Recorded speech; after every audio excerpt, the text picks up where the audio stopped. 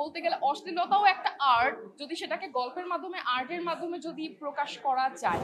এখন তো কাজের মান অবশ্যই অনেক ভালো হয়েছে আগের থেকে। সো এখন অনেক ভালো ভালো প্ল্যাটফর্ম, ভালো ভালো প্রজেক্ট, ভালো ভালো ক্রিয়েটিভ টিম, ক্রিয়েটিভ ডিরেক্টর, কলাকুশলী। সো এখন কাজের মান আগের থেকে অনেক বেশি ভালো। আমি রিসেন্টলি একটা আর্ট ফিল্মে কাজ করেছি, সেটার নাম হচ্ছে আহত প্রজাপতি। ইনশাআল্লাহ খুব দ্রুতই দেখতে পাবেন।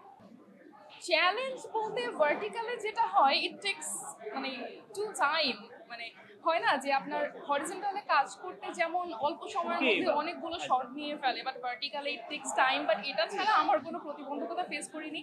ওভারঅল ফ্রেমিং, কাজ, গল্প সবকিছু মিলে অভিজ্ঞতা আমার খুবই ভালো, এবং আমি চাই সামনে আরো কাজ করতে।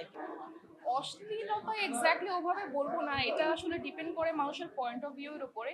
বিকজ বলতে গেলে অশ্লীলতাও একটা আর্ট, যদি সেটাকে গল্পের মাধ্যমে আর্টের মাধ্যমে যদি প্রকাশ করা যায়। কিন্তু ওটা যদি আসলে অশ্লীল ভাবেই প্রকাশ করা হয়, যে আমি আসলে অশ্লীলতাটাই প্রচার করতে চাচ্ছি, দ্যাটস ডিফারেন্ট। এবং আমি অশ্লীলতা বা ওই আর্টের মাধ্যমে আমি একটা মেসেজ দিতে চাচ্ছি, that's different. জিদি, ragi, okay. Honestly speaking, আমি কখনোই এত জেদি বা রাগি না, বা আমি শাউটও করতে পারি না। বাট হঠাৎ করেই একজন ডিরেক্টর আমাকে এই ধরনের ক্যারেক্টারের জন্য ডাকলো, যে ঝগড়াটে টাইপের ক্যারেক্টার। আমি যখন চিল্লাতেও পারতাম না, এবং সবাই হাসতো আমি যখন চিল্লানোর চেষ্টা করতাম। বাট এটা প্র্যাকটিস করতে করতে, বকা খেতে খেতে এমন অবস্থা হয়ে গেছে, আমাকে না ক্যাটাগরাইজড করে ফেলেছে যে আমি খুবই ঝগড়াটে টাইপের ক্যারেক্টারই করতে পারি, আর মনে হয় কিছু পারি না। But that's not right. I can do so many things. Thank you. Thank you.